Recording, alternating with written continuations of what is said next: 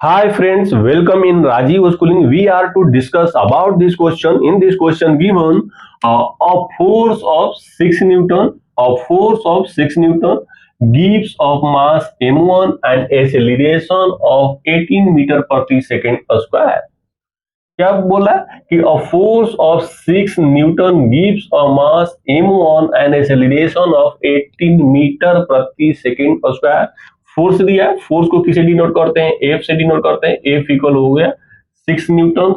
Gives a मास, मास को denote करते हैं mass m1 and acceleration of 18 metre प्रति सेकेंड स्क्वायर. तो एक्सेलरेशन दिया है तो एक्सेलरेशन को ए से डिनोट करते हैं. तो a1 इक्वल हो जाएगा आपका 18 मीटर प्रति सेकेंड स्क्वायर. ये मास m1 दिया है तो लिख देंगे m1 equal what and a mass m2 and acceleration of 24 metre प्रति सेकेंड स्क्वायर. एंड क्या बोल रहा है? तो फोर्स यही रहेगा सेम. F इक्वल आपका है 6 न्यूटन एंड एक्सेलरेशन जो दे दिया है वो a2 दे दिया है. A है तो a2 हो गया है आपका 24 मीटर प्रति सेकेंड स्क्वायर. एक्सेलरेशन का ऐसा ही मात्रक लिख दिए. एंड यहाँ पर मास कितना दिया है? m2 फाइंड करना. m2 equal What is acceleration? हमें acceleration फाइंड करना है. What is acceleration? Would it gives both the mass were tied together?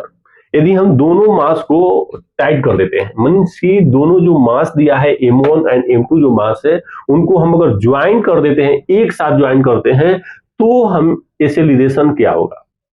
बोला है कि कोई एक वस्तु दिया है, उस ऑब्जेक्ट पे 6 न्यूटन का फोर्स लग रही है और वहां पे एक जो वस्तु है उसका m1 मास है और एक्सेलरेशन क्या है? 18 मीटर प्रति सेकेंड स्क्वायर.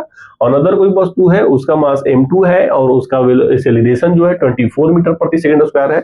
और जो दोनों ऑब्जेक्ट है उन दोनों को एक में टाइट कर देते हैं उनका मास को, तो क्या होगा? उसका एक्सेलरेशन, कंबाइंड एक्सेलरेशन आपको फाइंड करना है. तो आप इसमें देखिए फोर्स इक्वल सेम हो गया, एक्सेलरेशन दिया है तो आप जानते हैं फोर्स F इक्वल आपका होता है एम ए. तो आपको मास फाइंड करना है तो मास आपका m इक्वल हो जाएगा फोर्स अपन में a. ये मास m1 है, एक्सेलरेशन a1 है, तो आपका वैल्यू हम पुट कर देते हैं. तो मास का फाइंड करना है m1, फोर्स F दिया है आपका 6, a1 का वैल्यू आपका दिया है एक्सेलरेशन 18 और 6 से काट देंगे 18 तो 1/3 हो जाएगा और 6 3 जा 18 तो m1 इक्वल आपका हो जाएगा 1/3. मास है, मास का ऐसा ही मात्रक kg होता है तो kg ले लिए. सेम इसी तरह इनका भी हम मास फाइंड कर लेंगे. मास m2 इक्वल आपका हो जाएगा फोर्स अपन में acceleration 2 and mass m2 equal आपका हो जाएगा फोर्स आपका दिया 6 न्यूटन और एक्सेलरेशन आपका दिया 24. तो 24 रख देंगे और 6 से कट जाएगा और 6 4 जा 24 हो जाएगा तो 1/4 kg हो गया. अब बोल रहा है कि दो बोथ मास को हम टाइट कर देते हैं एक में. तो अकॉर्डिंग टू क्वेश्चन लिख देते हैं. अकॉर्डिंग टू क्वेश्चन बोल रहा है कि मास को हम टाइट करते हैं, मीन्स कि हमारा जो कंबाइंड मास होगा m होगा तो m इक्वल हो जाएगा m1 प्लस m2 कंबाइंड कर दिए तो m इक्वल आपका हो जाएगा m1 का वैल्यू आपका दिया है 1/3 प्लस m2 का वैल्यू दिया है 1/4 तो m इक्वल आपका हो जाएगा एलसीएम लेंगे तो 4 3 जा 12 हो जाएगा 4 + 3 यानी m इक्वल आपका हो जाएगा 7/12 kg. ये आपका कंबाइंड मास हो गया. अब आपको फॉलो कि जब कंबाइंड मास आपको दे दिया है तो उस केस में आपका एक्सेलरेशन फाइंड करना है. और मास दे दिया है तो बोला कि व्हाट इज द एक्सेलरेशन. जब कंबाइंड किया जा रहा है तो एक्सेलरेशन क्या होगा? तो एक्सेलरेशन F बराबर होता है F/m.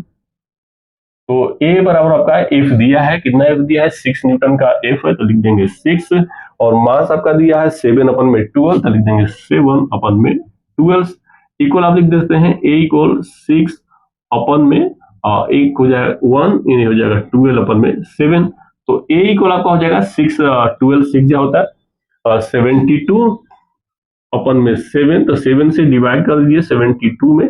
तो डिवाइड करते हैं तो क्या आता है? अब देखिए 7 से डिवाइड करना है तो 7 1 जा 7 तो 0 हो जाएगा आपका, कैंसिल हो जाएगा. 2 तरह डिवाइड नहीं लगेगा, फिर पॉइंट देंगे, फिर 0 हो जाएगा. 7 2 जा 14 14 हो जाएगा 6 फिर 0 हो जाएगा. 7 8 हो जाएगा आपका 56 तो 56 यानी कह सकते हैं A इक्वल आपका हो जाएगा 10.28 एसिलरेशन है, एसिलरेशन का सही मात्रक मीटर प्रति सेकंड स्क्वायर होता है, तो मीटर प्रति सेकंड स्क्वायर आपका हो जाएगा एसिलरेशन। तो कंबाइंड एसिलरेशन आपका क्या हो जाएगा 10.28 मीटर प्रति second square. I hope you understood well, wish you best of luck, thank you.